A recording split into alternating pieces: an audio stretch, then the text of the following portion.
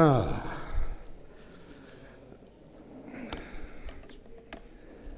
Chères étudiantes, chers étudiants, chers membres du personnel et du corps professoral de la Haute École Condorcet, mesdames et messieurs les directrices et directeurs, madame la directrice présidente, monsieur le directeur général des enseignements, monsieur l'inspecteur régional, messieurs les inspecteurs régionaux, monsieur le bourgmestre, mesdames, mesdemoiselles, messieurs, chers amis et chères amies de la communauté Condorcet, petite précaution d'usage, j'espère que vous avez tous mis vos GSM en mode silencieux. Habituellement, tout le monde sort son GSM pour vérifier. Je vois que vous avez été prudents. Alors, aujourd'hui, nous avons la rentrée, la séance solennelle de la rentrée académique de notre haute école provinciale. Je suis particulièrement heureux de vous accueillir à Charleroi, même si le contexte n'est pas particulièrement amusant. Vous entendez les bruits de guerre à nos frontières en Ukraine et maintenant des bruits de guerre au Proche-Orient. La bombe est en train malheureusement à nouveau d'exploser et je viens en plus d'entendre à l'actualité qu'un professeur s'est à nouveau fait assassiner en France par une attaque au couteau par un intégriste, malheureusement.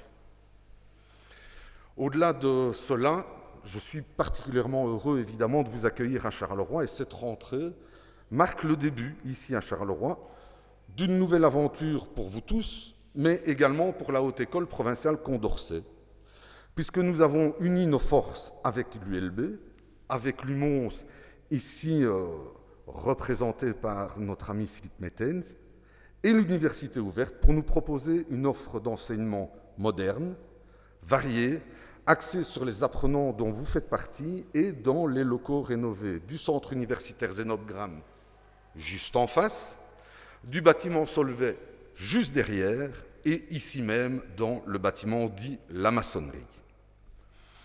Avec l'ensemble de l'équipe pédagogique, nous sommes évidemment impatients de démarrer cette nouvelle année en votre compagnie. Alors, chaque année est particulière et le moins que l'on puisse dire, c'est que la vie au sein de la Haute École Condorcet n'est pas un fleuve tranquille, non pas parce qu'on se dispute, ne vous inquiétez pas, mais c'est tellement les projets sont nombreux, riches, ambitieux et toujours axés sur le développement social, sociétal et économique de nos étudiants. Comme Paul Pasture, lorsqu'il a porté sur les fonds baptismaux l'école industrielle du Hainaut il y a 120 ans, avait à cœur de former pas uniquement des ouvriers ou des techniciens, mais bien des citoyens, le cœur de la Haute École est de vous transmettre à vous, étudiantes et étudiants, des savoirs, mais aussi de vous former à être des citoyens à part entière.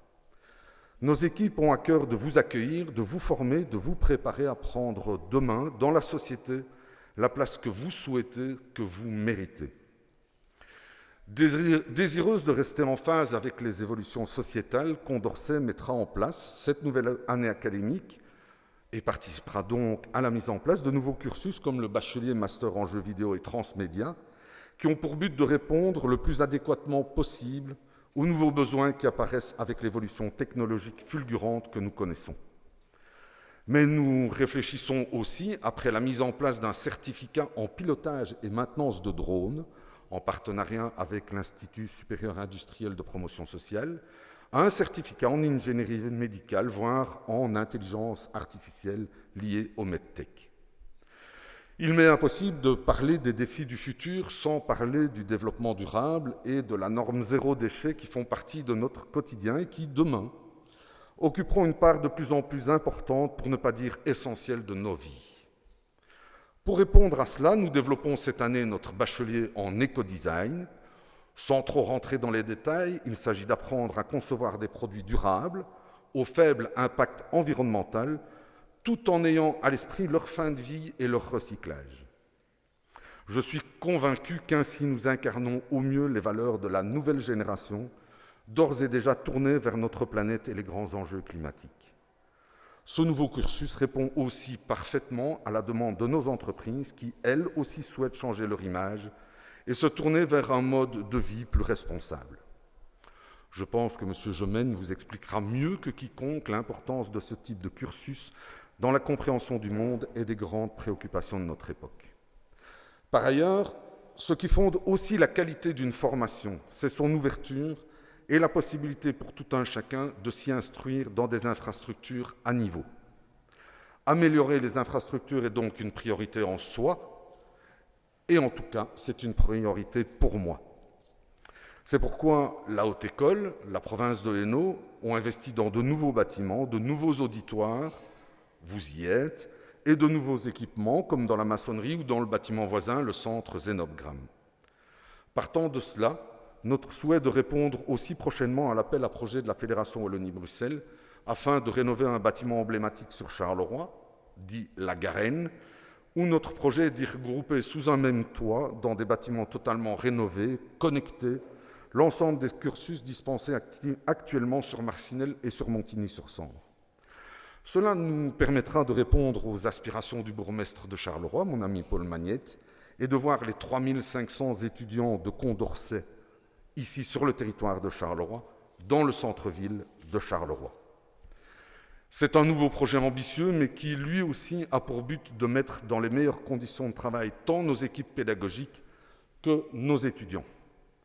Répondre aux besoins d'auditoires de grande capacité, d'une vraie bibliothèque d'enseignement supérieur, d'une vraie bibliothèque universitaire en partenariat avec nos amis de l'UMONS et de l'ULB, de laboratoires connectés et à la pointe des technologies multimédia, aux nouvelles technologies pédagogiques. Voilà notre ambition, pourrais-je dire, voilà nos ambitions. Quand je vous disais que la vie au sein de la Haute École Condorcet n'était pas un long fleuve tranquille, je ne vous mentais pas. Et pourtant, ce n'est pas fini. Notre Haute École a encore d'autres magnifiques projets centrés sur l'étudiant. Bientôt seront mis à disposition à l'ensemble des étudiantes et étudiants de notre Haute École des distributeurs de protection périodique et qui seront gratuits. 10 000 étudiants concernés, l'ensemble de nos sites. Imaginez-vous ce qui est mis en place en faveur de nos étudiants. Et nous ne sommes pas là dans un projet pilote, je dis bien que tout le monde est concerné. De même, nous travaillons sur les implantations de Mons et de Charleroi à la création de maisons de l'étudiant qui devraient être localisées sur le site du Champ de Mars pour Mons au numéro 17 et sur le plateau de l'UT, à savoir l'ancienne piscine de l'Université du Travail. En effet, les étudiantes et les étudiants se doivent de disposer de lieux agréables pour étudier, oui, mais aussi pour discuter, se distraire ou tout simplement s'amuser. Je souhaiterais d'ailleurs profiter de l'occasion qui m'est donnée de remercier les équipes pédagogiques, administratives et techniques pour leur implication quotidienne dans l'exercice de cet enseignement qui se veut aussi inclusif et qui me tient tant à cœur.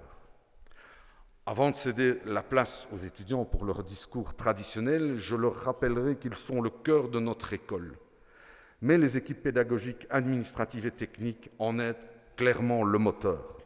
Je suis très heureux de pouvoir compter sur une équipe aussi dynamique et toujours à la recherche de nouveaux défis et de projets riches de sens. Merci à vous tous. Vive la Haute École Condorcet, vive la province de Hainaut. Merci de votre attention.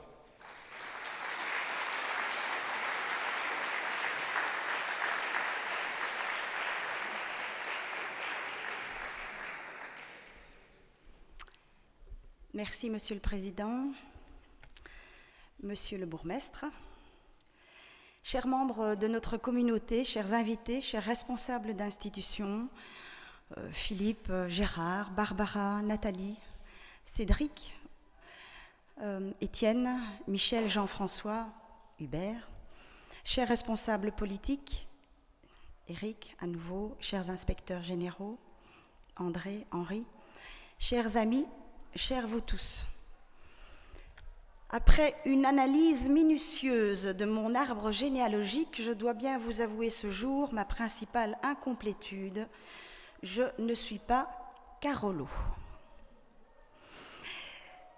Je n'en suis pas moins wallonne et fière d'habiter et de travailler à l'image du village d'Astérix, au cœur d'une région qui résiste encore face aux dérives de ce monde en déclin. Nous dérivons par l'enseignement, la recherche, l'innovation, le développement pédagogique, mais aussi la protection sociale et la solidarité. En Wallonie, nous résistons, mais pour combien de temps encore ? Rectrices, recteurs, directrices, directeurs, quel que soit notre niveau de responsabilité au sein de nos établissements, nous ressentons tous un profond malaise lorsque dans nos discours, nous devons nous adresser aux jeunes. Que peut-on leur dire pour les soulager, pour leur redonner confiance en l'avenir, les aider à décrypter les messages populistes, les mobiliser contre la montée de l'extrémisme qui pourrait leur apparaître comme une solution face au désespoir ? Quel discours tenir pour les aider à mieux appréhender les solutions face aux terribles enjeux climatiques de plus en plus pressants et leurs conséquences. Cela étant dit, une rentrée académique permet aussi aux membres de la communauté de tirer le bilan de l'année écoulée et d'envisager l'avenir. Se projeter malgré tout, même si l'époque est marquée par des bouleversements qui touchent tous les aspects de notre société. Les défis auxquels nous sommes confrontés sont nombreux et complexes. Des changements climatiques aux inégalités croissantes, de la numérisation rapide de notre économie à la montée des mouvements sociaux qui illustrent la désespérance, de la menace sur la biodiversité aux crises sanitaires mondiales, les tensions géopolitiques aussi, un peu partout sur la planète, en Afrique toujours et dans une forme d'indifférence. En Europe, avec l'invasion de l'Ukraine par la Russie et depuis quelques jours, la reprise du conflit au Moyen-Orient. Alors que nous pensions avoir pu faire triompher la raison et la paix, voici que le monde semble basculer à nouveau dans la guerre avec son cortège de souffrances et de morts, mais aussi ses impacts sur la situation économique et en l'occurrence l'inflation qui flambe à nouveau après avoir stagné durant 40 ans. Ces crises et ces défis ne sont en réalité pas isolés, mais font partie d'un système. Un système où la dérive, où les intérêts financiers prévalent sur tout, à commencer par la paix et la concorde entre les hommes. Les mêmes intérêts qui mettent en danger depuis des décennies l'écosystème qui les abrite. En tant qu'institution d'enseignement supérieur et de formation, nous sommes en première ligne pour préparer les jeunes adultes à faire face à ce chaos. Mais comment donner l'envie ? L'envie d'avoir envie. Nous ne pouvons plus nous contenter de former des diplômés compétents dans leur domaine d'études respectifs. Nous devons les accompagner dans la construction de leur identité citoyenne, en faire des démocrates responsables et engagés, former des leaders capables de comprendre la complexité des problèmes qui nous entourent et de proposer des solutions novatrices, disruptives, serais-je tentée de dire. Cela signifie que nous devons repenser notre approche de l'éducation. Nous devons intégrer les questions sociétales, sociales, économiques et environnementales dans l'ensemble de nos programmes d'études. Nous devons encourager la pensée critique, collective et la créativité, et ce, malgré l'émergence de nouvelles chimères comme l'intelligence artificielle. Certes, comme toujours, cette capacité que l'ingéniosité de l'homme a pu créer ouvre de nouvelles perspectives dans de nombreux domaines comme la médecine, mais elle risque aussi de devenir des machines de prêt à penser, l'aboutissement ultime de l'asservissement auquel nous conduisent depuis des années déjà les médias, la publicité et les réseaux sociaux. Il faut donc rapidement appréhender les limites de ces technologies et les apprivoiser, alors qu'elles sont déjà de pratique courante dans nos amphithéâtres. Pour ce faire, nos enseignantes, enseignants, nos chercheuses, chercheurs ont besoin de soutien et d'encouragement dans leur démarche et dans la concrétisation de leurs projets. Les enseignants sont au front. Ils perçoivent les changements. Ils sentent le désespoir et la résignation qui sont souvent à la source du repli de soi, du repli sur soi, de l'égoïsme et des extrémismes. Le premier soutien est d'ordre financier et plus que jamais, nous devons espérer que nos responsables politiques sauront considérer la priorité absolue que représente le financement de notre enseignement. Aux côtés des gouvernements, de la société civile et des entreprises, l'enseignement et la formation représentent un des piliers indispensables à l'adaptation du système dans lequel nous vivons. Au-delà de cet objectif essentiel, chaque institution doit évoluer selon ses propres compétences, spécificités et priorités à la mesure des enjeux à rencontrer, et ce, au-delà des rivalités et de querelles stériles. S'entourer de personnalités positives, sincères, qui croient en la force du collectif et qui dépassent les conflits inutiles est une des clés de stabilité. En Hainaut, nous avons montré les vertus de la coopération en la matière et notre capacité d'action à travers le pôle Énuyer que j'ai le plaisir de coprésider avec le recteur de l'Université de Mons, M. Philippe Dubois, qui s'excuse. Forte de ces 10 campus, la Haute École Condorcet est quant à elle présente sur les 4 territoires du Hainaut, la Wallonie-Picarde, Mons, le Centre et Charleroi. Maintenir une offre de proximité et de qualité est notre priorité. Charleroi a vu son offre de formation augmenter considérablement et est marquée par le développement de notre école d'ingénieurs grâce à l'acquisition de l'accréditation de la CTI.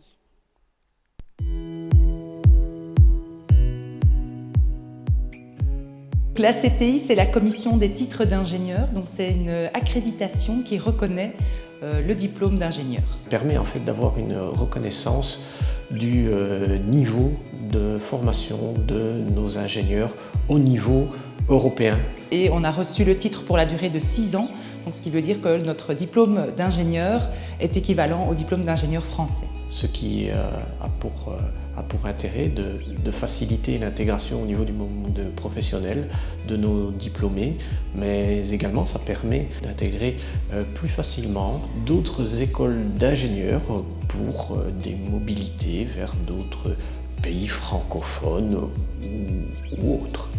Via l'accréditation CTI, c'est aussi de pouvoir créer une école d'ingénieurs et de mettre la lumière sur nos masters et sur nos formations qui sont peut-être un peu cachées dans nos différents départements et de pouvoir mettre en lumière ce travail de l'ingénieur dont on a terriblement besoin. La CTI, c'est également une démarche qui permet de travailler sur une amélioration continuée des formations avec des échanges importants avec le milieu professionnel, avec le milieu socio-professionnel qui nous permet de rester avec une formation qui est en adéquation par rapport à un besoin sociétal actuel.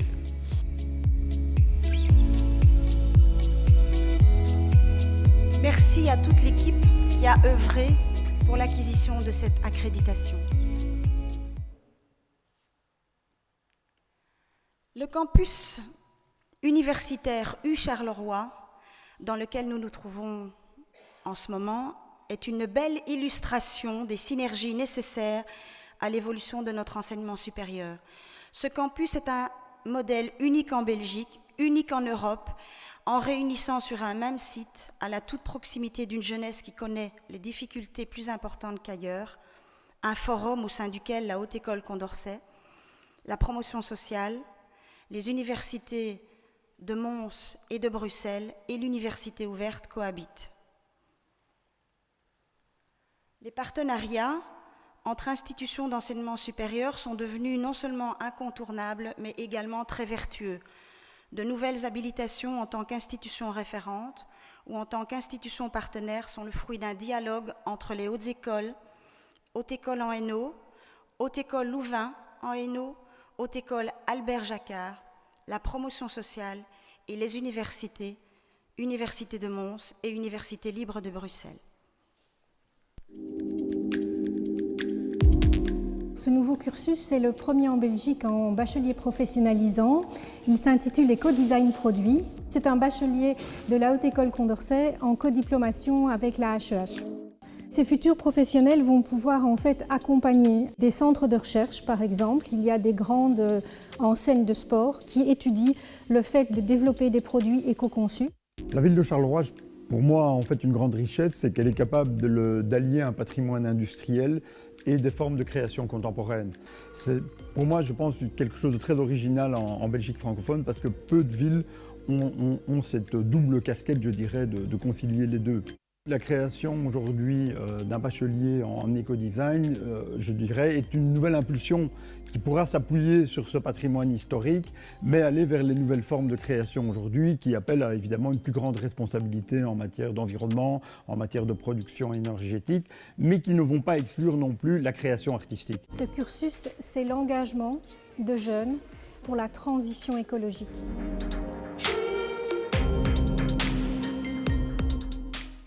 Merci à Carole qui a porté de main de maître ce projet et qui le porte encore.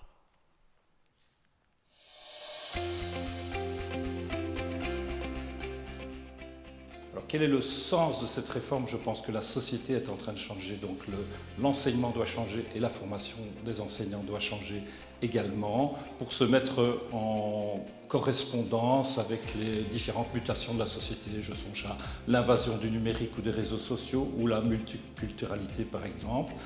Il est aussi question bien sûr de se mettre en phase avec les changements induits par le pacte pour un enseignement d'excellence. Alors, pour décrire cette réforme, je dirais sur le mode du pitch, finalement, une des choses les plus intéressantes est que les étudiants disposeront, à l'issue de ces études qui se feront en 4 ans, d'un master en enseignement de section 1, 2 ou 3, ou en gros pour enseigner depuis l'école maternelle jusqu'au milieu de l'enseignement secondaire. Plus tard, bien sûr, nous interviendrons également avec les universités dans la formation des enseignants qui enseigneront dans le secondaire supérieur. Nous développons aussi 2 formations à horaire décalé sur Marcinelle-Charleroi, l'une qui s'adresse aux instituteurs et institutrices préscolaires et primaires, et l'autre qui est un peu originale puisqu'elle couvre de nouveaux besoins, un master en enseignement de section 3 en formation manuelle, technique et technologique et formation numérique. Tout ceci s'adressera à des adultes en reprise d'études et je crois qu'on peut couvrir là un joli besoin qui se manifeste notamment dans cette région-là. Alors peut-être aussi sur le mode du pitch et avec une petite image, peut-être une des choses les plus importantes est la codiplomation.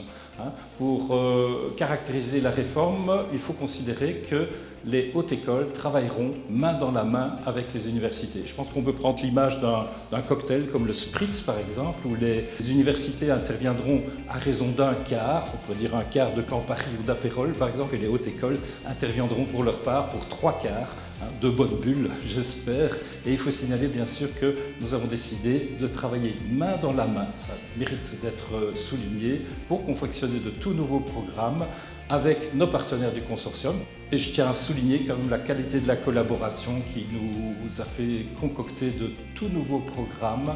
Et je pense que les choses se passent bien à ce niveau, qu'il y a là une belle perspective pour la haute école. On sait que maintenant dans l'enseignement supérieur, il est inutile d'entamer de nouvelles formations sans s'associer à différents partenaires. Je pense que toutes les indications, tous les feux sont au vert concernant ces modalités de collaboration.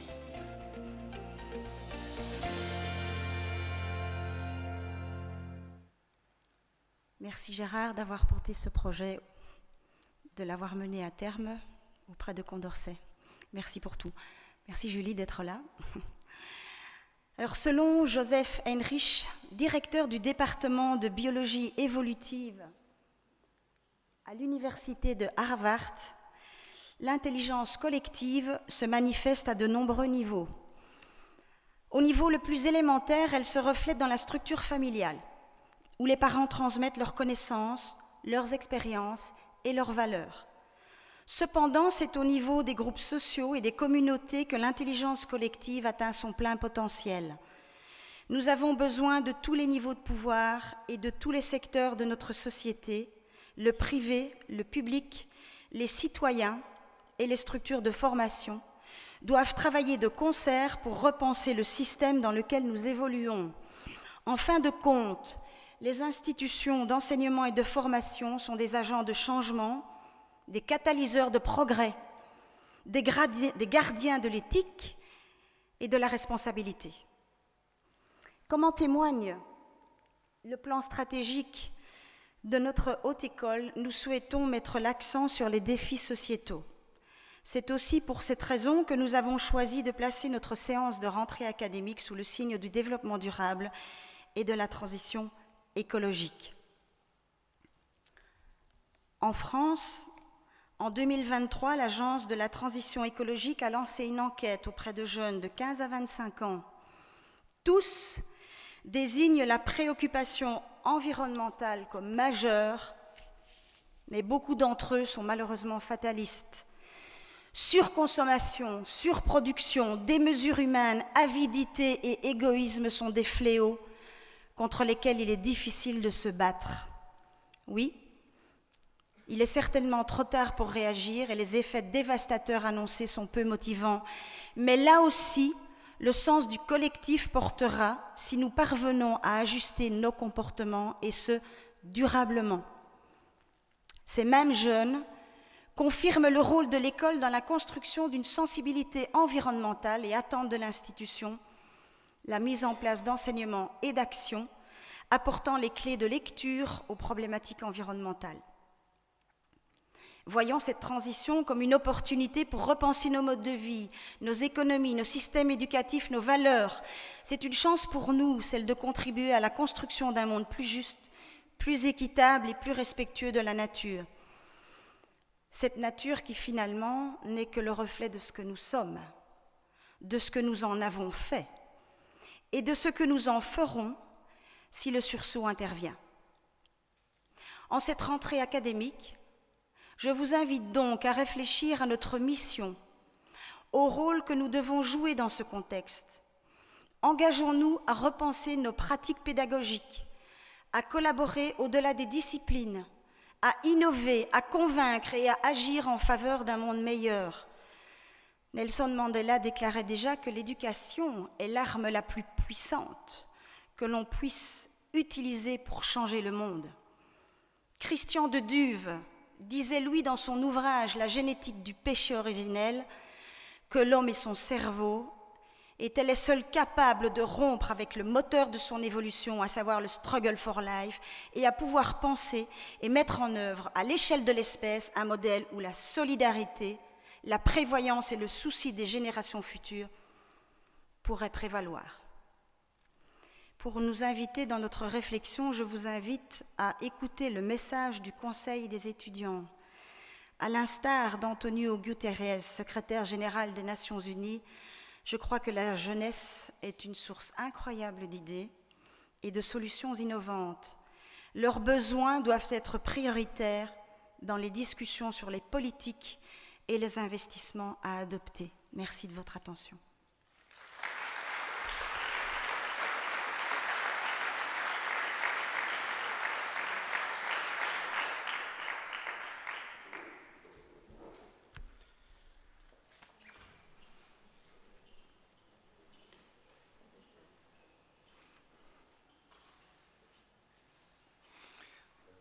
Bonjour à tous. Bonjour à tous. Je suis William Bomblet, du coup, comme marqué là. Je suis le coprésident du Conseil des étudiants de la HEPH Condorcet. Et aujourd'hui, je viens vous parler de la jeunesse. Être jeune, en 2023, n'est pas une chose simple. Entre crise écologique, sociale et financière, les jeunes ne savent plus où donner de la tête. Alors, dans cet avenir incertain, quelles sont les perspectives possibles? La réponse est simple, aucune. Enfin, pour ça, il faut d'abord que nos institutions deviennent actrices du changement. L'enseignement supérieur a un rôle important à jouer dans la formation des adultes de demain. Le maintien des aides financières, par exemple, est d'une importance capitale pour tous les étudiants atteints par la précarité étudiante. Dès lors, une question se pose. Pourquoi les jeunes s'impliqueraient dans des études alors que le monde est bouleversé, bousculé par les changements climatiques, par la montée croissante des extrêmes, comme on a pu le voir en Italie, et les inégalités sans cesse croissantes? L'enseignement se doit d'être un modèle pour les étudiants en termes de transition socio-écologique. La transition socio-écologique, c'est un défi de taille, je vous le concède, mais on peut le mettre en place. Par exemple, avec des projets simples, mais porteurs de sens, tels que la rénovation de bâtiments, l'utilisation d'énergie verte, ou la création de codiplomations telles que l'éco-design. Mais construire une société plus verte, c'est inutile si plus personne ne l'anime. Pourquoi est-ce qu'on construirait de nouveaux bâtiments qui n'émettent aucune émission de CO2 si les étudiants n'ont plus les moyens de se payer ces études? Pourquoi engager de nouveaux enseignants si les étudiants ne veulent plus apprendre? Pourquoi permettre à la jeunesse de rêver si elle ne croit plus en l'avenir? Pour éviter cela, on a réussi à recueillir les pensées et les avis des étudiants. Ces mêmes étudiants qui sont l'avenir de demain. Nous allons maintenant vous faire part de leurs ressentis.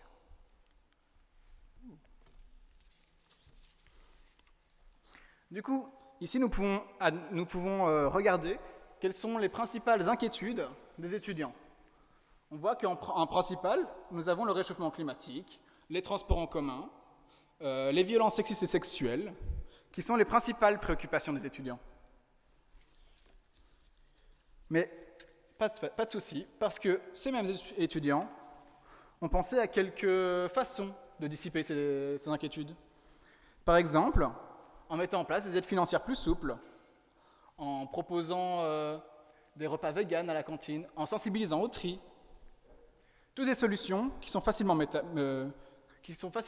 mises en place dans n'importe quel enseignement.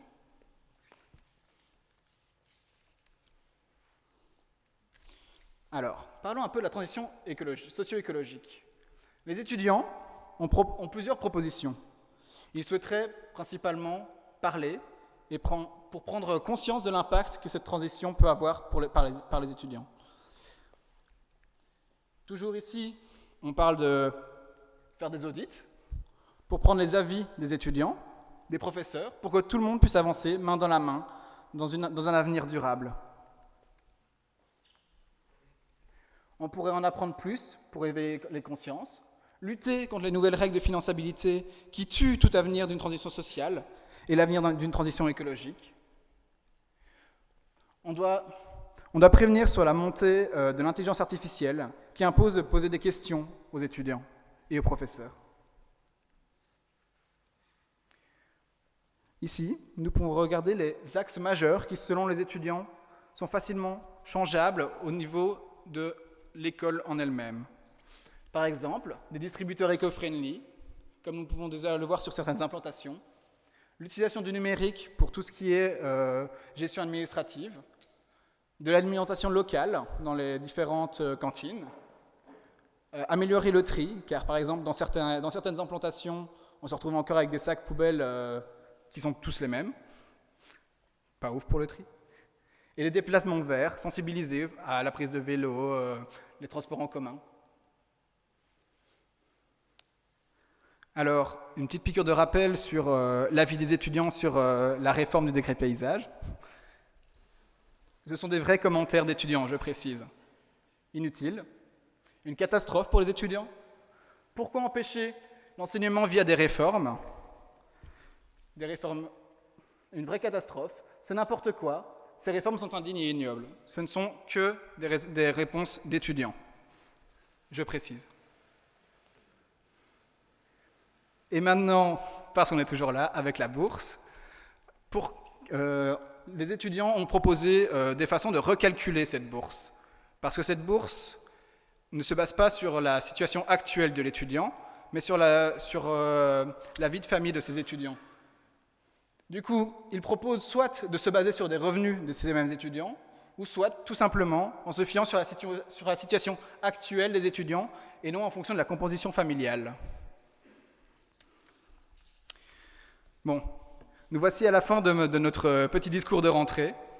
Nous vous avons exposé les avis du conseil étudiant, mais surtout des étudiants de l'école, en espérant que cela vous fasse réagir, mais surtout agir. Dans le cadre de nos missions et des décrets, nous continuerons à défendre les étudiants du mieux que nous le pouvons. Merci de votre attention. Nous redonnons la parole maintenant à Isabelle Philippe. Est-ce que je peux me permettre de vous inviter à parler 2 minutes. Je connais vos talents d'improvisateur. Nous faire l'honneur de faire une petite intervention. Merci beaucoup. Sur quel sujet, vous avez une idée? C'est libre. Ah oui. Bon, ben merci. Voilà un petit exercice. Merci beaucoup. Un petit exercice d'improvisation. 2 minutes, j'allais partir. Je filais le plus discrètement possible parce que malheureusement, j'ai d'autres rendez-vous juste après. D'ailleurs, si vous n'avez rien de mieux à faire après votre conférence, il y a encore de passionnantes conférences à l'Éden où se tient tout au long du week-end le festival Outre-Monde. Je voulais simplement vous dire que je suis très heureux d'être là. Comme vous le savez, je suis prof, c'est mon métier de base. Je suis prof dans l'enseignement supérieur et je trouve que c'est le plus beau métier du monde. J'ai gardé quelques heures d'enseignement juste pour être sûr de garder le contact. Je pense vraiment que c'est le plus beau métier du monde parce que la transmission du savoir, c'est en soi un métier absolument passionnant. Et il faut bien reconnaître que dans le supérieur, on est très privilégié puisqu'on est face à des étudiants qui, normalement, ont choisi d'être là. Quand on donne cours dans l'enseignement secondaire, ce n'est pas toujours simple. Les étudiants sont là parce que c'est l'obligation scolaire. Normalement, dans le supérieur, ils ont choisi de prolonger leurs études. Ils ont choisi leur orientation. Parfois, ils n'ont pas fait le bon choix. Ça arrive, pas la première fois en tout cas. Et en plus, a priori, la présence au cours est plus ou moins obligatoire, mais pas tout à fait. Donc s'ils sont là, c'est que vraiment, ils ont envie d'être là. Et je trouve que c'est une expérience formidable et je suis vraiment extrêmement heureux qu'on ait, cette année, pu inaugurer en plus ce nouveau campus. C'est vraiment ce qui manquait à Charleroi. C'était une injustice profonde que Charleroi n'ait pas un vrai quartier étudiant et n'ait pas une vraie offre diversifiée, même si on est très heureux de l'offre que Condorcet apporte, que l'enseignement supérieur en général, la promotion sociale aussi. On tenait vraiment à avoir un campus qui soit un lieu où toutes celles et tous ceux qui ont envie d'apprendre puissent avoir la chance d'apprendre. Et ce campus, non seulement c'est le plus beau de Wallonie parce que c'est le plus nouveau, et qu'on vient de le terminer, regardez quel magnifique bâtiment, parce qu'aussi on a conservé l'esprit de ces bâtiments et de leur histoire, mais en plus c'est un campus unique, parce que c'est le seul campus de Belgique, peut-être même d'Europe, où on trouve à la fois des écoles supérieures, des universités, de la promotion sociale, l'orientation avec la Cité des métiers, bientôt de l'enseignement technique et professionnel, de la formation tout au long de la vie, de la formation pour les demandeurs d'emploi, une bibliothèque et même un musée d'art contemporain. Quand même, avouez que c'est formidable. Il ne manquait qu'une chose, et ça fait, je pense, 12 ans que j'embête Éric Massin et ses prédécesseurs avec ça. Il manquait un lieu pour, tu as dit, pour que les étudiants puissent s'amuser. Moi, je pense qu'il faut nommer les choses. Il manquait un lieu de guindaille. Voilà, il faut dire les choses. Il manquait un lieu de guindaille et aussi une salle des sports, mais s'il faut faire une priorité, je comprends qu'on donne la priorité à la guindaille et ensuite la salle des sports. Et on avait effectivement un peu inauguré la piscine il y a quelques années. Vous vous souvenez qu'on avait, avec Pierre-Olivier Rollin, que j'ai vu dans la salle tout à l'heure, lancé la biennale Asphalte d'art urbain. Et la piscine avait été un lieu réaménagé pour l'ouverture, la fermeture, un certain nombre d'événements. Et on était quelques-uns à se dire, quand même, c'est un franchement beau lieu pour y créer un lieu de la vie étudiante. Et donc, c'était ma bonne surprise du jour de t'entendre, Éric, dire que le projet est sur les rails. Sans parler du projet de la Garenne, mais ça, Julie Pat, la première échevine en charge de l'enseignement, pourrait en parler beaucoup mieux que moi. C'est un très, très beau projet à concrétiser ici à Charleroi, dans le cadre de la réforme de l'ensemble de notre paysage d'enseignement, dans le cadre du pacte d'excellence. Et là aussi, vous savez qu'on va tout faire pour qu'on ait les crédits, pour qu'on puisse à la fois l'acquérir, le moderniser et continuer à renforcer la présence de l'enseignement ici, dans nos centres-villes. Merci beaucoup de m'avoir donné la parole, ce n'était pas prévu. Et donc maintenant, alors pour le départ discret, ça c'est complètement raté cette fois-ci, mais je vais malheureusement quand même devoir vous quitter. Une excellente soirée à toutes et à tous et merci pour tout.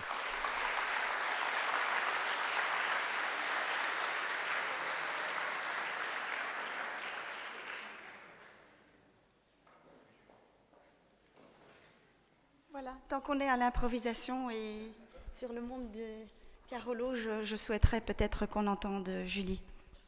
Mais merci, je vais compléter ce que Paul vient de vous dire et c'est en tout cas pour nous un honneur de pouvoir accueillir ici à Charleroi la rentrée académique de Condorcet. Je sais que vous allez un peu partout dans la province et voilà, cette année est vraiment riche à Charleroi avec ses rentrées académiques dans ce moment qui est pour nous historique. Paul l'a bien décrit autour vraiment de l'ouverture de ce campus. Vous savez, moi je suis échevine de l'enseignement, donc je m'occupe plutôt des plus petits au niveau de l'enseignement supérieur. On travaille surtout dans la promotion sociale, mais on est le principal PO après Bruxelles au niveau de l'enseignement fondamental.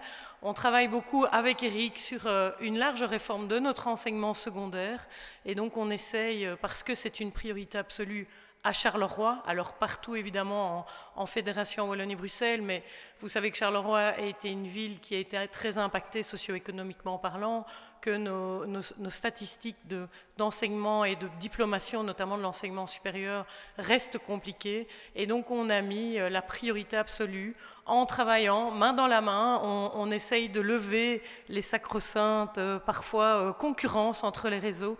Et en tout cas, dans le cadre de l'enseignement officiel subventionné, on travaille main dans la main pour améliorer vraiment la qualité de notre enseignement et faire en sorte que dans ce redéploiement que connaît aujourd'hui Charleroi, et ce quartier en est une des preuves, on puisse vraiment amener tout le monde dans cette nouvelle aventure, dans cette belle dynamique. C'est quelque chose d'essentiel au niveau de l'égalité des chances, de l'émancipation.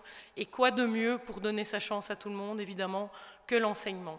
Alors, très rapidement, Paul l'a évoqué, mais dans le cadre de nos projets avec Eric autour du secondaire, il y a effectivement un gros bâtiment qui est très symbolique à Charleroi, qui se libérera à terme, qui s'appelle La Garenne, et pour lequel on travaille pour pouvoir aussi ramener, et là ça vous concerne directement, la Haute École Condorcet, ici beaucoup plus proche que du campus qui est vraiment, qui va devenir encore plus les années à venir, le cœur même de l'enseignement supérieur ici. Et donc, quoi de mieux que cette magnifique institution qu'est la Haute École Condorcet puisse venir vraiment s'y greffer. Voilà, merci de me céder la parole et en tout cas, je suis ravie d'être avec vous ce soir. Merci beaucoup, bonne soirée.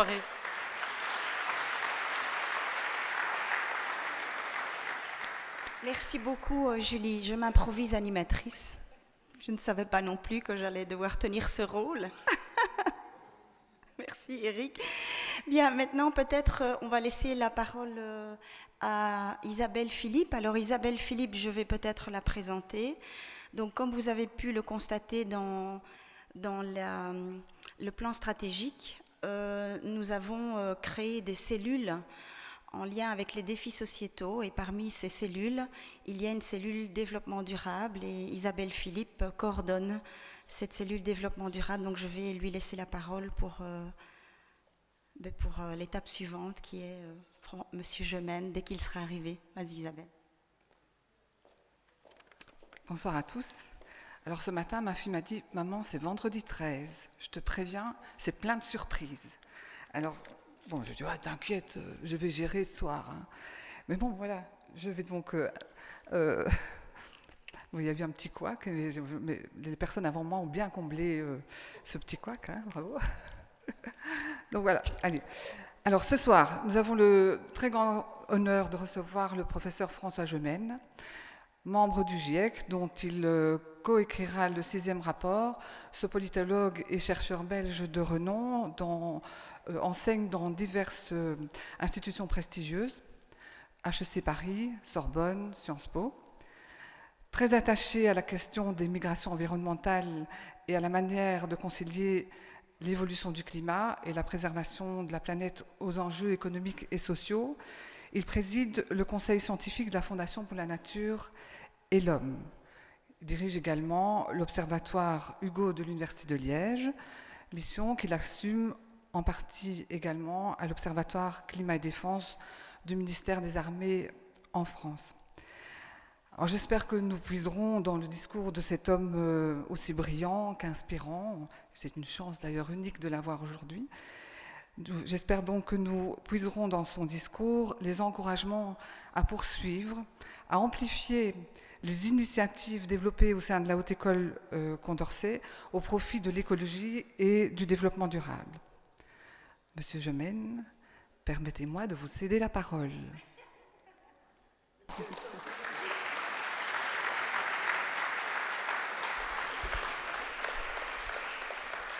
Bonsoir, merci beaucoup de m'accueillir ce soir à Charleroi. Toutes mes excuses d'abord pour le retard que je vous inflige. J'étais à Bayonne ce matin et c'était jour de grève nationale en France. Et donc ce fut un petit parcours du combattant pour arriver jusqu'à vous. Mais enfin, je suis heureux d'être là et donc toutes mes excuses pour le retard. Quelques semaines après la dernière élection présidentielle en France, avec ma femme et nos enfants, nous sommes allés passer quelques jours de vacances en Normandie. Et nos enfants ont joué sur la plage avec d'autres enfants qui étaient eux-mêmes les enfants d'un autre couple avec lequel nous avons sympathisé. Nous avons réalisé que nous séjournions dans le même hôtel, c'était la plage en face de l'hôtel, et une chose en entraînant une autre, nous sommes allés prendre l'apéritif avec eux, puis nous sommes allés dîner avec eux, et comme nous étions en France, nous avons évidemment parlé de politique. Et ce couple de nous dire, tout de go, quel avait été leur vote à la dernière élection présidentielle. Ils avaient voté pour Emmanuel Macron et pour Yannick Jadot. Mais pas du tout parce que l'homme et la femme avaient des opinions politiques différentes. Au contraire, ils avaient des opinions publiques très alignées. Ils avaient fait un vote stratégique. Ils avaient considéré qu'en tant que couple, ils avaient droit à 2 votes, et donc ils ont panaché leur vote entre les candidats Macron et Jadot, et d'ailleurs, ils n'étaient plus tout à fait sûrs qui de l'homme ou de la femme avait voté Macron et qui avait voté Jadot. Et je leur dis, c'est quand même un peu curieux, parce que les 2 candidats étaient évidemment des candidats très légitimes à l'élection, et l'un d'entre eux est même devenu président, mais on ne peut pas dire qu'ils présentaient des programmes identiques, voire similaires, à l'élection. Et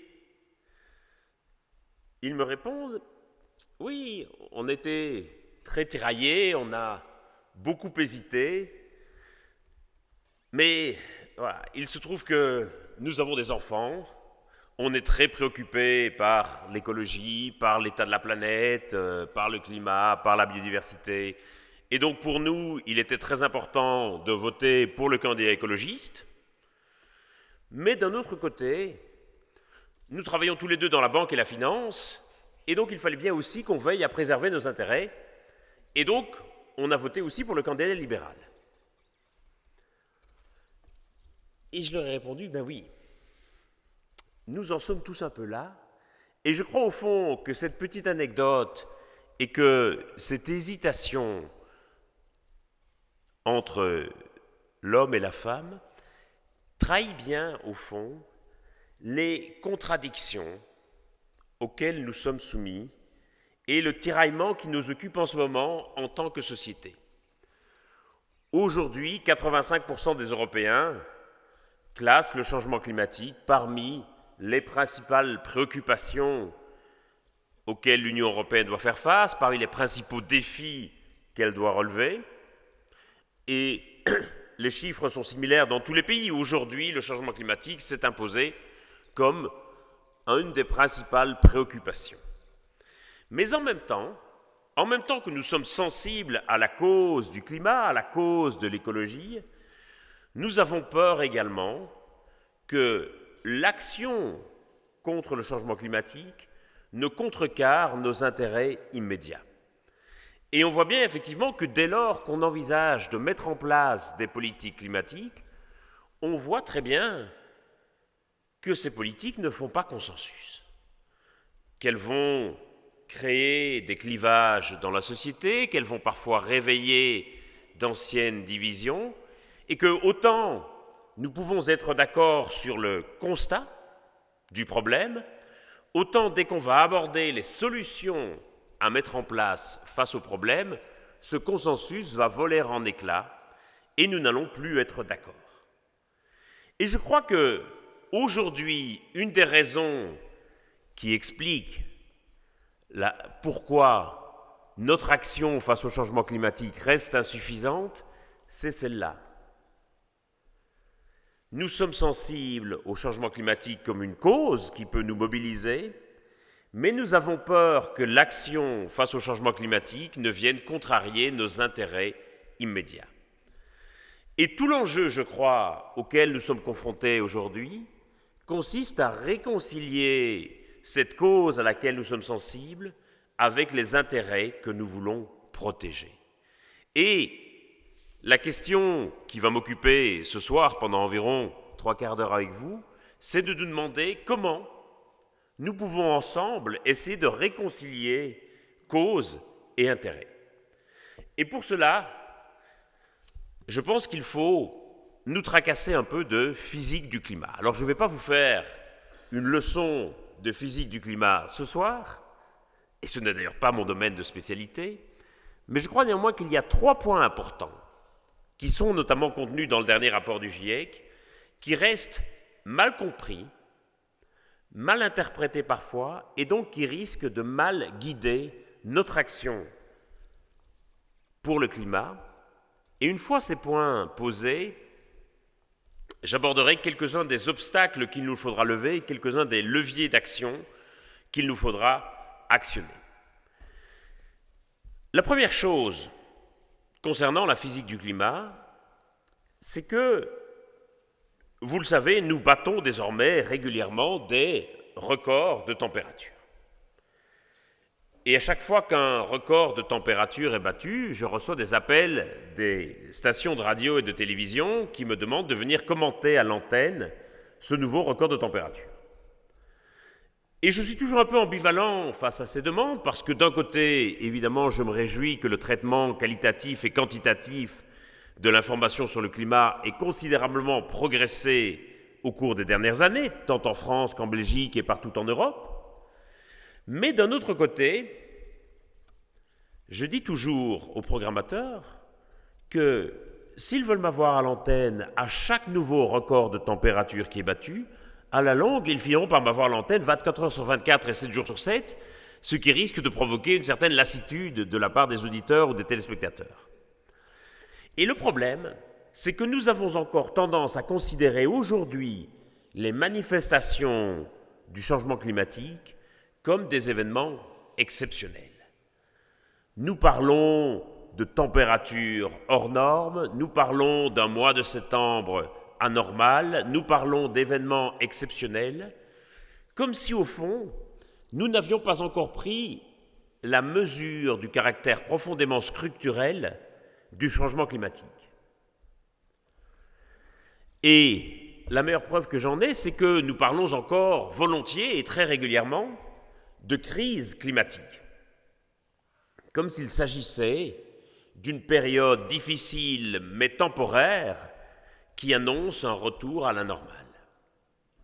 Vous vous souviendrez peut-être qu'au début de la crise du coronavirus, il y a eu plusieurs tribunes dans la presse, plusieurs voix de commentateurs qui s'interrogeaient et qui se disaient: vous voyez que face à un danger très immédiat, très grave et présent comme le Covid, vous voyez que nous sommes malgré tout capables de mettre en œuvre des mesures absolument radicales, absolument drastiques, quel qu'en soit le coût, pour nous protéger de ce danger.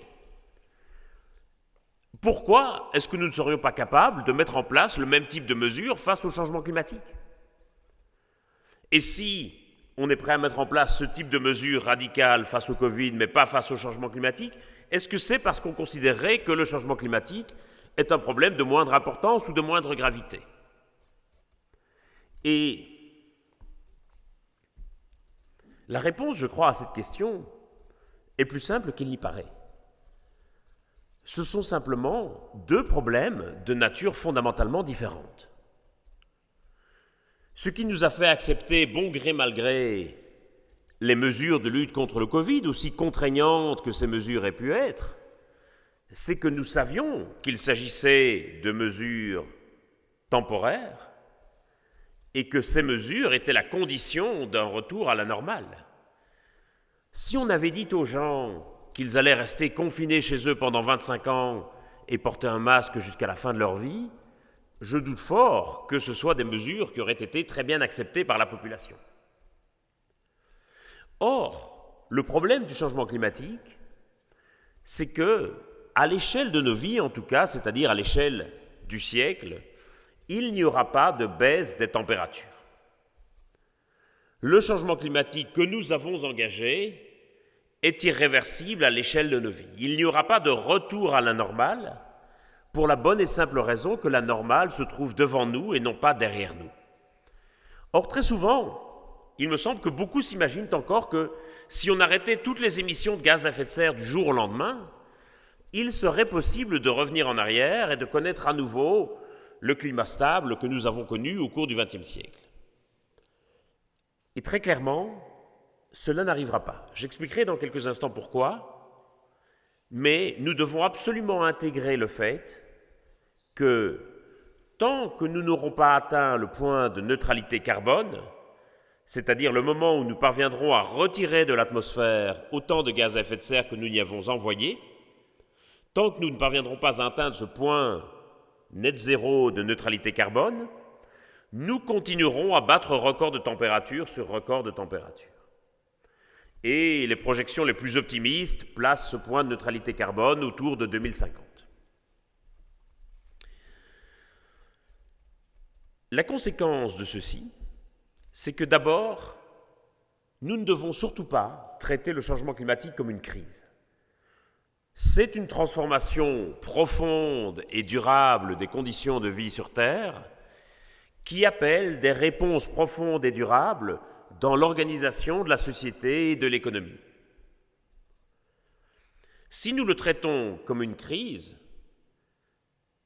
nous risquons bien d'apporter des réponses qui ne seront pas à la hauteur des transformations qui sont nécessaires. Et nous risquons de nous retrouver comme Kodak face à l'émergence de la photo numérique. Lorsque la photo numérique est arrivée, les patrons de Kodak se sont dit « c'est juste une crise temporaire. Les gens vont revenir à la photo argentique. Nos fondamentaux sur la photo argentique sont solides, pas besoin de changer quoi que ce soit. Faisons juste le gros dos en attendant que la crise passe, que la mode de la photo numérique se passe. » On a vu ce qu'il en est advenu. Et aujourd'hui, toute entreprise, toute société qui considérerait le changement climatique comme une crise passagère risque bien de se retrouver dans la situation de Kodak. Ce que ça veut dire aussi à l'échelle de la société, c'est qu'il va falloir que nous prenions des mesures transformatrices, mais qu'il va falloir que nous les choisissions. Je me méfie énormément des tentations autoritaires qu'on peut voir fleurir ici et là, de ceux qui voudraient mettre en place une certaine forme de régime autoritaire face à la lenteur des gouvernements, face à l'inaction des entreprises. Souvent, quand je donne une conférence, il y a quelqu'un un peu énervé dans la salle qui pose une question et qui dit « mais on voit bien que les gouvernements sont trop lents, on voit bien que les entreprises ne font rien, voire même font exactement le contraire de ce qu'il faudrait faire. Pourquoi est-ce qu'on ne demande pas au GIEC, une bonne fois pour toutes, de décider de ce qu'il faudrait faire, et pourquoi est-ce qu'on ne demande pas aux scientifiques d'imposer ces mesures à toute la population ?» Et je réponds toujours que, à mon avis, il ne faut pas savoir discuter avec beaucoup de scientifiques pour penser que ça ferait aussi de bons décideurs, mais surtout que le problème de mesures qui seraient imposées de façon autoritaire contre le gré de la population, c'est un problème d'efficacité. Il y a évidemment un problème de droit et de liberté, mais je le mets à part pour les besoins de cette conversation, mais il y a aussi un problème d'efficacité. Un problème d'efficacité parce que des mesures qui seraient imposées de force aux gens, eh bien ce sont des mesures que nous n'allons pas pouvoir tenir dans le long terme. Or, il va falloir que nous tenions ces mesures dans le long terme, qu'elles soient instigatrices de transformation durable. Sinon, ce sont des mesures qui ne serviront à rien, et j'ai presque envie de dire que dans ce cas-là, il vaudrait presque mieux de rien faire du tout. C'est le premier point. Le deuxième est une bonne nouvelle pour contrebalancer le fait que les températures ne baisseront pas. Certes, nous ne verrons pas les températures baisser au cours de nos vies, Mais nous avons encore la possibilité, et je dirais même la responsabilité, de décider de ce que sera le niveau d'élévation des températures que nous connaîtrons au cours de notre vie. Ce sont nos actions d'aujourd'hui, ce sont nos décisions d'aujourd'hui qui détermineront si la hausse de température que nous connaîtrons ici à Charleroi au cours des prochaines années sera de l'ordre de 2 degrés, 3 degrés, 4 degrés, 5 degrés ou davantage. Et c'est absolument fondamental. Et je crois que c'est un des points absolument saillants du dernier rapport du GIEC qui n'a pas été suffisamment mis en lumière, c'est le fait que nous disposons aujourd'hui de toutes les technologies, de toutes les connaissances et de toutes les ressources, y compris financières, qui peuvent nous permettre de respecter les objectifs de l'accord de Paris. Simplement, encore faudra-t-il que nous le décidions, et aujourd'hui, c'est une affaire de volonté politique et économique bien davantage qu'une question de capacité. Le problème, c'est qu'on croit souvent que le changement climatique est un problème binaire, que c'est blanc ou noir, que c'est une bataille que nous allons gagner ou que nous allons perdre, et toute une série de titres de presse et de messages qui sont communiqués dans le débat public donnent à penser effectivement que nous serions face à un problème binaire. Est-il encore temps d'agir? Est-il déjà trop tard? Est-ce que la COP28 pourra sauver le climat? Est-ce le sommet de la dernière chance? Tout ça nous donne à penser qu'on est face à un problème binaire, alors que nous sommes face à un problème graduel. Et ça, c'est fondamental. Parce que chaque dixième de degré va faire une énorme différence. La conséquence de cela, c'est que chaque tonne de CO2 qui est envoyée ou qui n'est pas envoyée dans l'atmosphère va faire une énorme différence. Et le corollaire de cela, c'est qu'il n'y a absolument aucune action contre le changement climatique qui soit inutile. Absolument tout ce que nous allons entreprendre, toutes les actions que nous allons engager, toutes les initiatives que nous allons lancer, tout cela va compter énormément.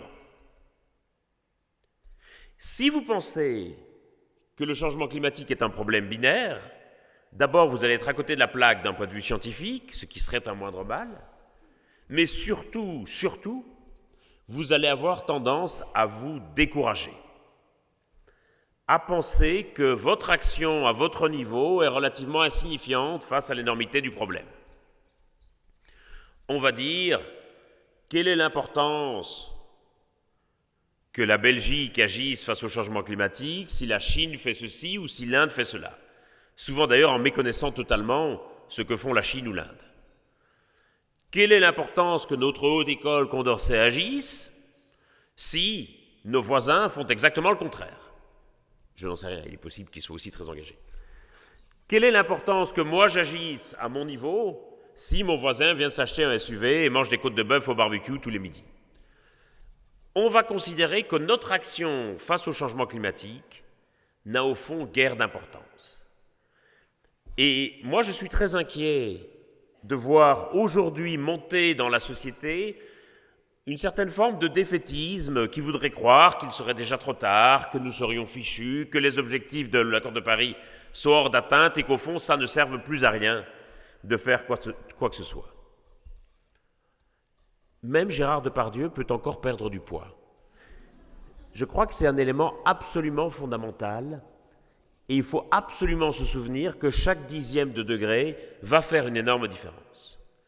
Mais là encore, c'est un point qui est mal compris et je crois que nous avons commis l'erreur, nous chercheurs, de penser que des indicateurs que nous utilisions pour les modèles scientifiques, et évidemment la température, allaient être des indicateurs facilement compris du grand public. La température, ça a l'air simple, mais en réalité, c'est beaucoup plus compliqué et très mal compris du grand public. Notamment parce que beaucoup ont l'impression que lorsqu'on parle d'élévation de la température de plus 2, plus 3 ou plus 4 degrés, on discute d'augmentation de la température par rapport à la température ambiante. Et donc on se dit logiquement est-ce que nous allons sentir une différence d'un dixième de degré? Est-ce que ça va faire une telle différence, 1,5 degré, 2 degrés ou 2,5 degrés d'élévation de la température? On ne va sans doute pas le percevoir. Et bien entendu, si c'est par rapport à la température ambiante, nous ne le percevrons pas. Si je vous demande aujourd'hui quelle est la température dehors à Charleroi, j'aurai sans doute autant de réponses qu'il y a de personnes dans la salle parce que c'est un ressenti très subjectif. Mais il faut bien comprendre que l'on discute de hausse de température par rapport à une température moyenne annuelle mondiale. Et que d'une part, la température en Belgique et plus globalement en Europe se réchauffe plus rapidement que la moyenne mondiale, parce que nous sommes situés sur un continent et que la température se réchauffe plus vite sur terre que sur mer, et aussi parce que l'Europe, en raison notamment des courants atmosphériques, se réchauffe plus vite que la moyenne. Et il faut bien comprendre que nous discutons aussi d'une hausse de température par rapport à une moyenne annuelle, qui en Belgique se situe autour de 12 degrés. Ce qui veut dire que quand on discute d'hausse de température de l'ordre de plus 2, plus 3, plus 4 ou plus 5 degrés, on discute de variations de température absolument gigantesques. Vous avez déjà tous été fiévreux et vous savez que lorsque vous avez 38 degrés de fièvre, vous pouvez prendre une aspirine et continuer à mener votre journée à peu près comme si de rien n'était. Qu'à 39, vous avez plutôt tendance à rester chez vous et à découvrir la formidable diversité des programmes télé de l'après-midi. Qu'à 40, vous avez plutôt tendance à appeler un médecin, et à 41, à vous inquiéter et à vous dire qu'il faudrait peut-être passer à l'hôpital. On discute ici de hausse de température de l'ordre de plus 1, plus 2, plus 3 ou plus 4 degrés par rapport à la température moyenne de votre corps qui se situe aujourd'hui entre 36 et 37 degrés. Et donc, ces variations de température, qui n'ont l'air de rien quand on les donne comme ça, ont évidemment des conséquences absolument considérables, d'abord sur les écosystèmes, mais aussi sur notre santé, sur les infrastructures et sur les activités économiques. Le changement climatique est donc un problème irréversible mais graduel. C'est aussi un problème de stock, d'accumulation et non un problème de flux. Ce qui provoque les impacts du changement climatique, ce ne sont pas nos émissions du mois dernier ou de l'an dernier, c'est l'accumulation des émissions dans l'atmosphère au cours des siècles précédents. Pourquoi est-ce que c'est un problème de stock? Parce que les gaz à effet de serre ont une durée de vie très longue dans l'atmosphère. Si je prends le dioxyde de carbone, qui est le gaz que nous émettons dans les plus grandes quantités, la durée de vie dans l'atmosphère du dioxyde de carbone est comprise entre 100 et 4500 ans. Ce qui veut dire que l'essentiel du CO2 qui se trouve au-dessus de nos têtes dans l'atmosphère à 20 km à peine, eh bien c'est du dioxyde de carbone qui était produit au cours du siècle dernier, voire même au cours du 19e siècle et avant. Et c'est évidemment ça qui va provoquer un ressentiment chez une partie des jeunes qui vont réaliser qu'ils vont subir de plein fouet les impacts du changement climatique, mais que ces impacts ne sont pas liés à leurs propres émissions de gaz à effet de serre, mais aux émissions de leurs parents et grands-parents, des boomers, comme ils les appellent. Littéralement, c'est comme si vous faisiez couler un bain dans une baignoire. Tant qu'il y a de l'eau qui sort du robinet, le niveau du bain continue à monter. Même si vous ralentissez très fort le débit du robinet, tant qu'il y a des gouttes qui tombent du robinet, le niveau de l'eau continue à monter. Et même lorsque vous arrêterez complètement le robinet, vous savez bien qu'il faudra encore plusieurs heures, sinon plusieurs jours, avant que l'eau du bain ne s'évapore. C'est exactement pareil avec le changement climatique. Et ça veut dire que nous allons au-devant d'un immense problème de dissonance cognitive, où ce que nous allons voir ne va pas correspondre à ce que nous croyons ou à ce que nous savons. Nous allons baisser de plus en plus nos émissions de gaz à effet de serre, mais pourtant, et jusqu'à ce que nous atteignions le point de neutralité carbone, le niveau de concentration des gaz à effet de serre dans l'atmosphère va continuer à monter, Ce qui veut dire que les températures vont continuer à grimper et que les impacts du changement climatique vont continuer à s'aggraver. Ça veut dire que beaucoup de gens risquent alors de se demander à quoi ça sert. À quoi bon réduire nos émissions puisque les températures continuent à augmenter? Et à l'ère du complotisme et de la désinformation, il y aura aussi évidemment des gens qui viendront claironner sur les réseaux sociaux qu'en réalité, la baisse des émissions provoque l'effet exactement inverse à celui souhaité et que donc pour faire baisser les températures, nous devrions augmenter nos émissions. On va se trouver face à un défi gigantesque en termes de communication, en termes de pédagogie, en termes d'explication scientifique. Le problème, c'est que nous avons souvent besoin, pour modifier le cours de nos actions, de voir quelles sont les conséquences, les résultats de nos actions.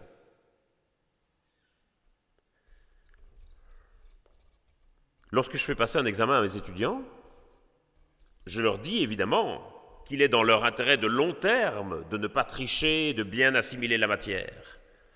Que s'ils trichent, que s'ils n'étudient pas, ils risquent d'avoir des lacunes qui risquent de les handicaper plus tard dans leur vie professionnelle.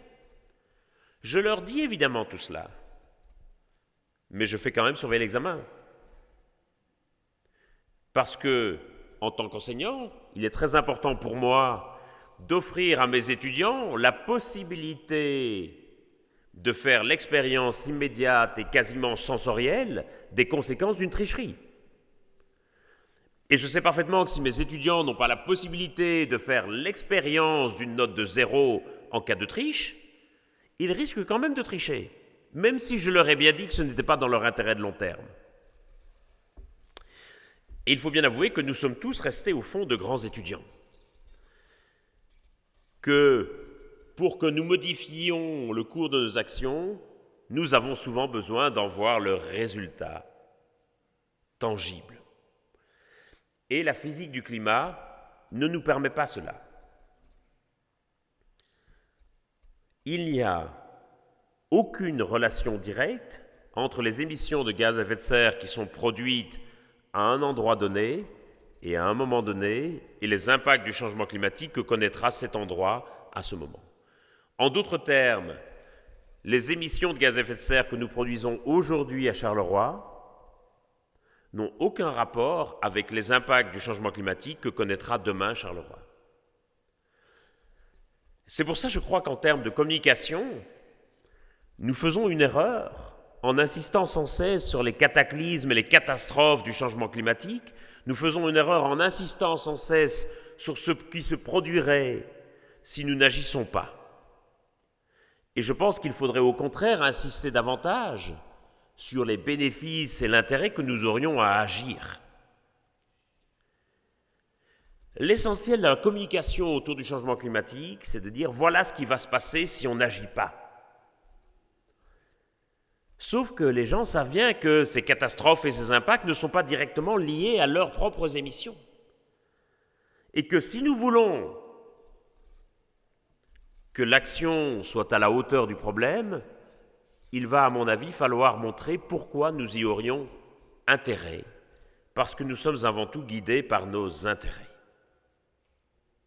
Et c'est là, bien entendu, où nous sommes piégés par la physique du climat. Parce que d'une part, il y a ce décalage dans le temps, il y a aussi évidemment un décalage dans l'espace.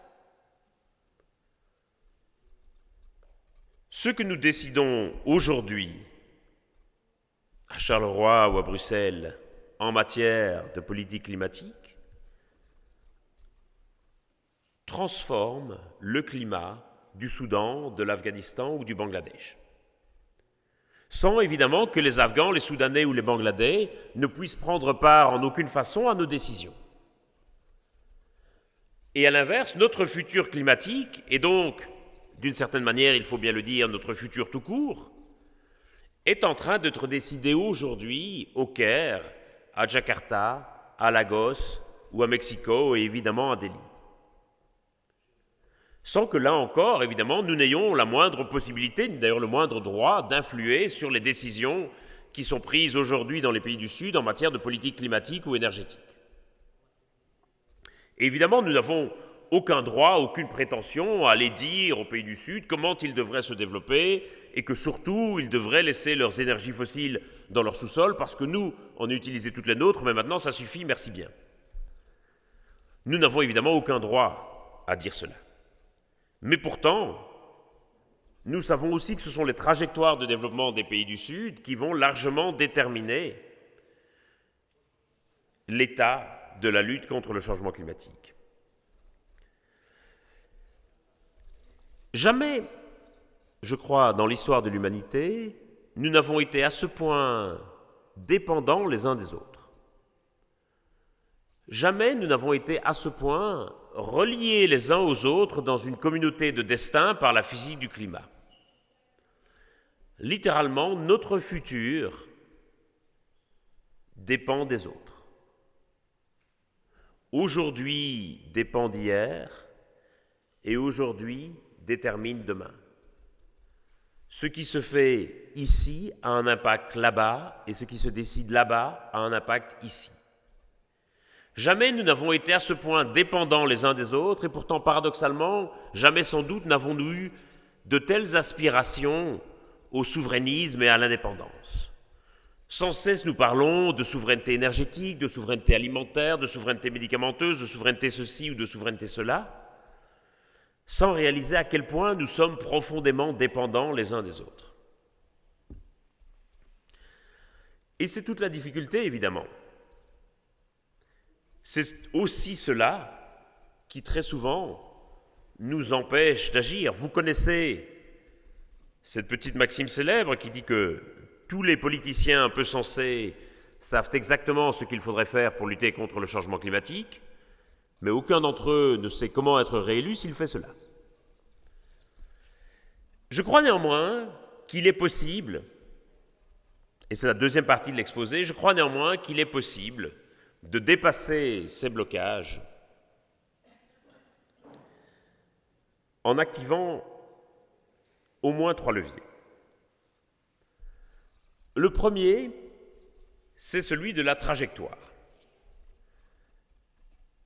Aujourd'hui, l'essentiel du débat sur le changement climatique et globalement sur l'écologie est posé en termes d'objectifs, de moyens ou de long terme. On va dire Green Deal européen, moins 55% d'émissions d'ici 2030, on va dire neutralité carbone d'ici 2050, on va dire plus 2 degrés d'ici 2100. Très bien. Mais le problème, c'est que lorsque la Commission européenne décide du Green Deal et d'un objectif de moins 55% d'ici 2030, la Commission européenne sait bien qu'elle aura été remplacée d'ici 2030 et que ce sera à la prochaine Commission européenne de réaliser ces objectifs.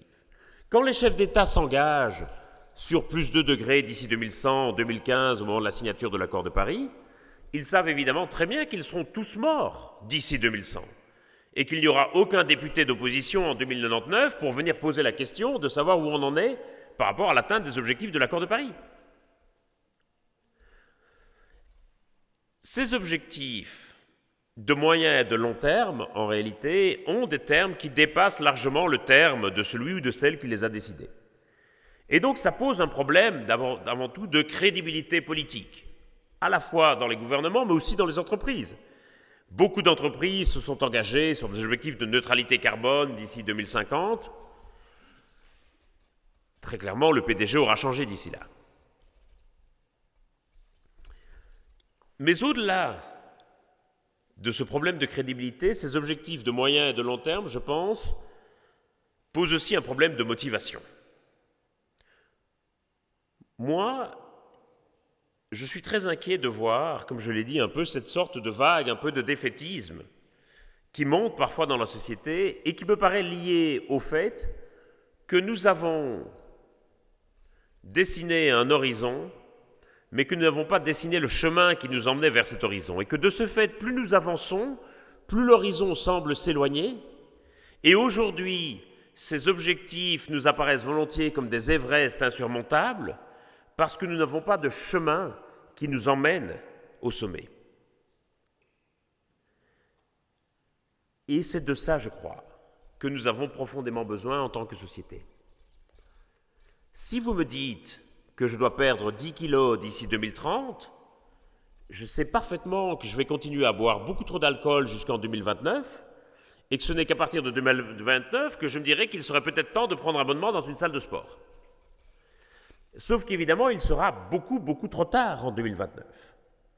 Alors qu'à l'inverse, si je me fixe comme objectif de perdre 1 kilo chaque année d'ici 2030, eh bien cela dessine une trajectoire qui est pour moi beaucoup plus réaliste et beaucoup plus crédible, qui me permet évidemment de baliser mon effort, de baliser mon progrès, de rectifier la trajectoire si besoin, et qui va me permettre surtout d'emmagasiner tout au long du chemin autant de balises qui seront des petites victoires qui vont me convaincre que je peux y arriver et que non seulement je peux y arriver, mais je peux également revoir à la hausse mon ambition.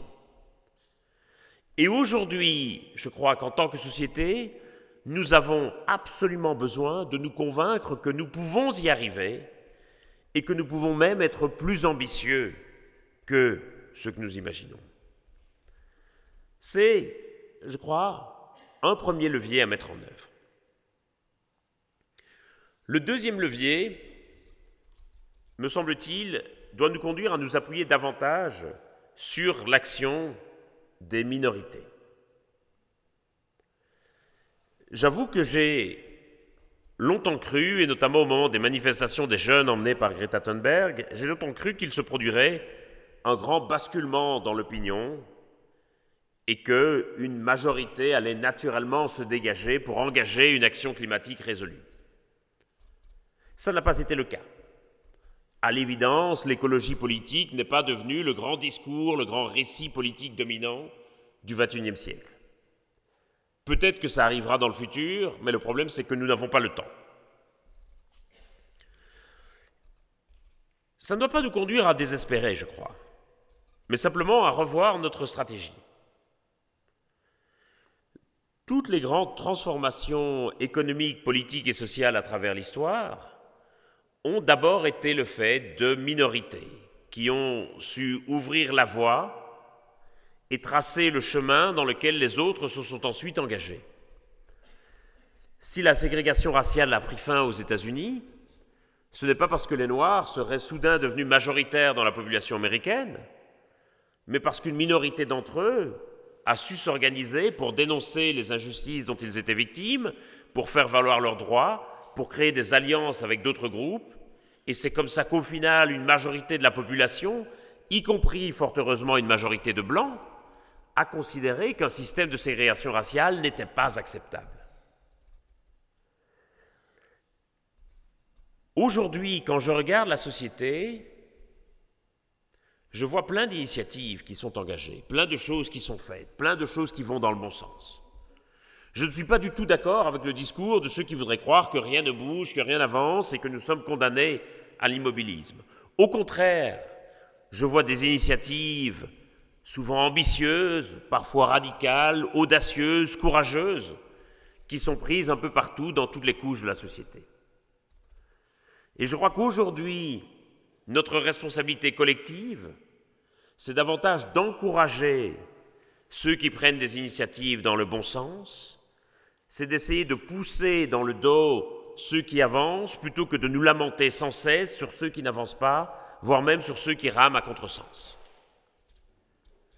Et enfin, le troisième levier, qui est peut-être le plus important, c'est celui du projet.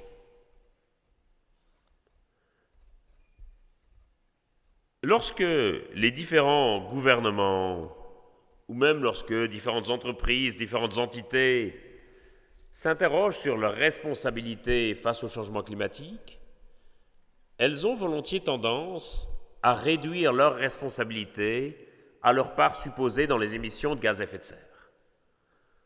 On a aujourd'hui très fort l'idée que chacun doit faire sa part et que la part de chacun, c'est la part qui correspond à ses émissions de gaz à effet de serre. quelle vision réductrice et minimaliste de notre responsabilité. Alors que je crois au contraire que notre responsabilité doit être tournée vers l'avenir.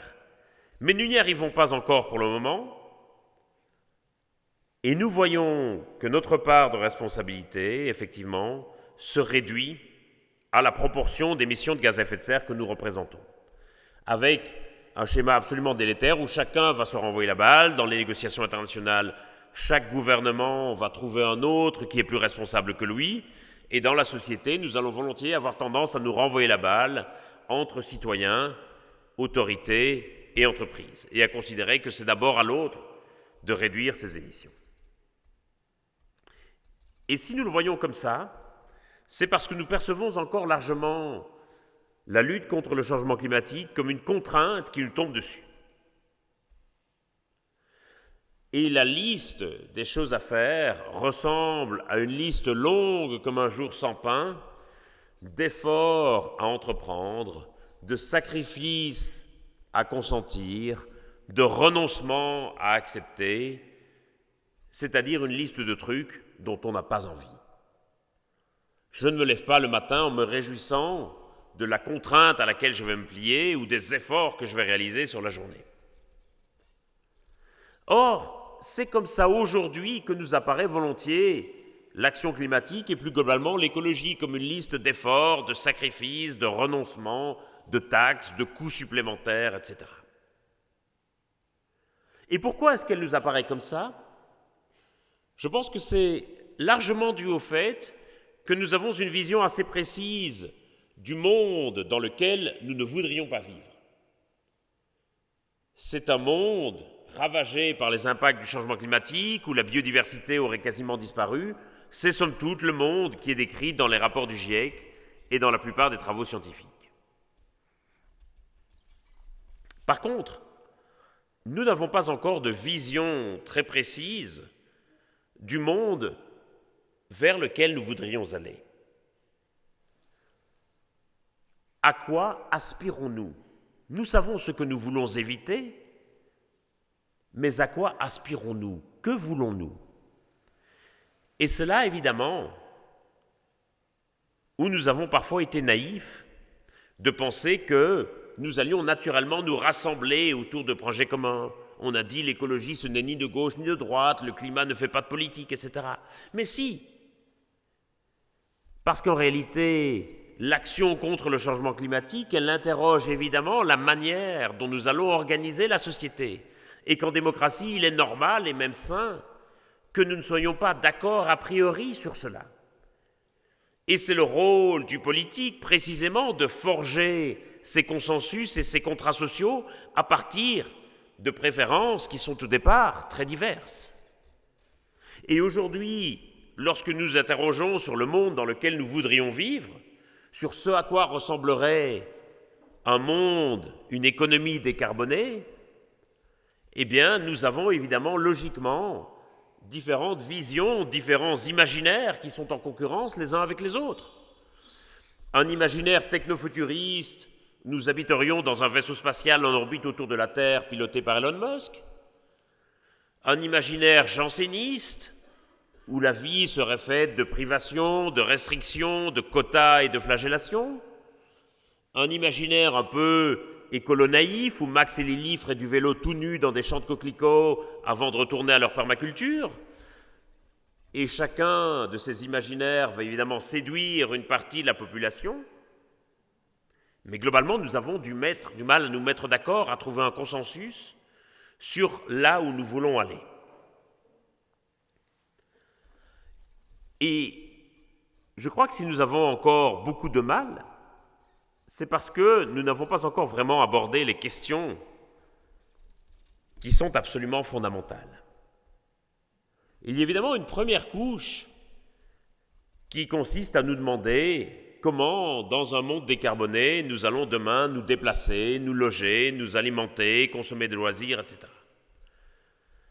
Et on commence à avoir des réponses à cette question. On commence à voir toute une série de choses qui sont expérimentées, on commence à voir à quoi pourraient ressembler les transports, le logement ou l'alimentation demain. Mais ce n'est encore que la couche superficielle. Une autre couche touche évidemment à l'organisation de l'économie. Et là encore, ce sont des débats que nous commençons à avoir sur les questions de croissance, décroissance, post-croissance, avec de nouveaux modèles d'économie circulaire, d'entreprises régénératives qui commencent à voir le jour, certaines entreprises qui commencent à faire des expérimentations, à tester d'autres modèles d'affaires et d'autres modèles économiques. Très bien, et tout ça est évidemment important. Mais ça ne suffit pas. Ça ne suffit pas parce que nous devons aussi interroger, je crois, les concepts fondamentaux autour desquels est organisée la société.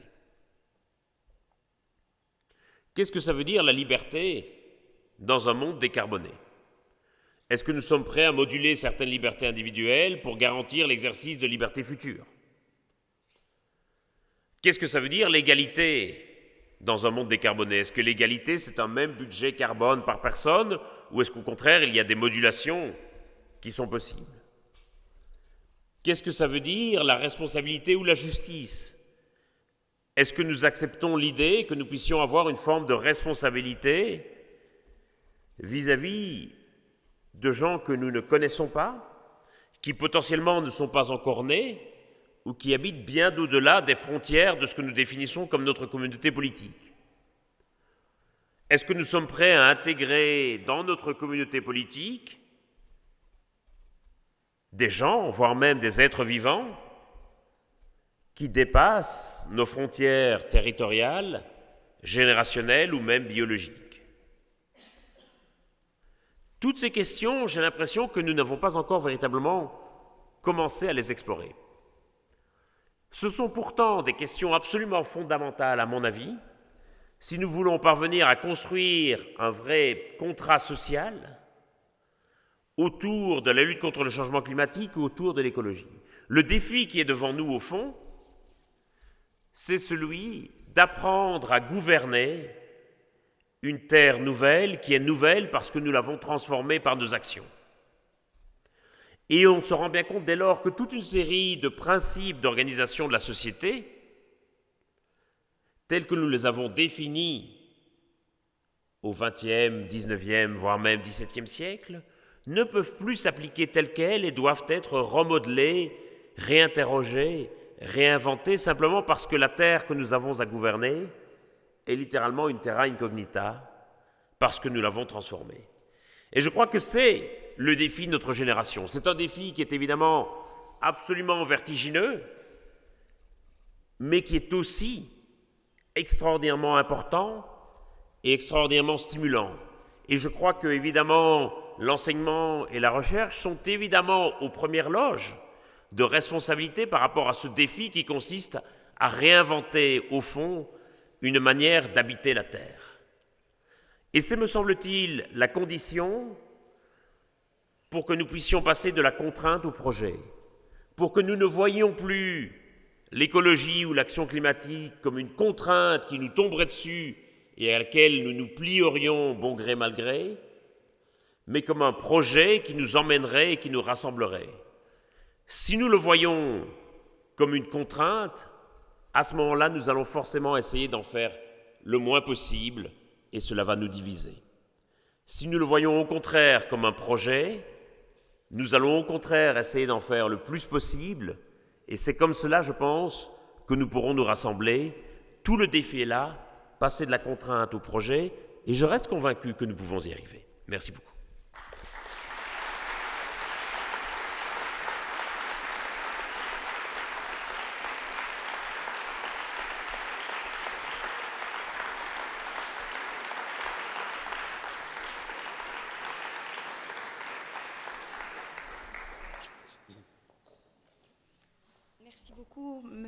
Monsieur Gemane, pour ce, oserais-je dire, brillant exposé, effectivement, et cette belle leçon d'avenir qui nous donne quand même de l'espoir.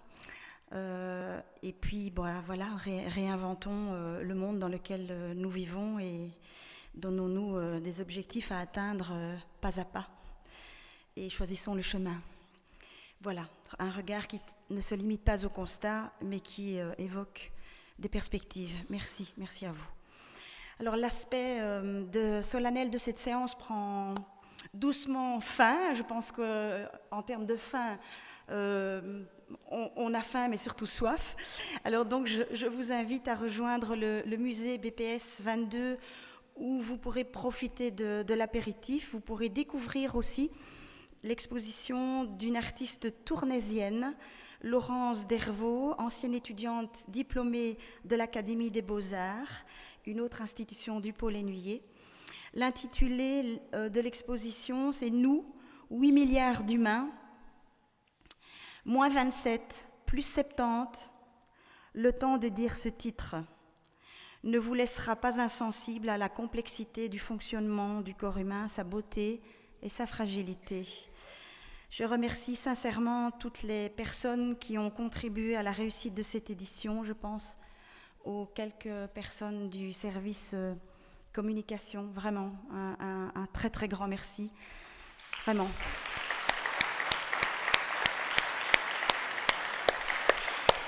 Et je déclare officiellement ouverte l'année académique 23-24. Merci à tous.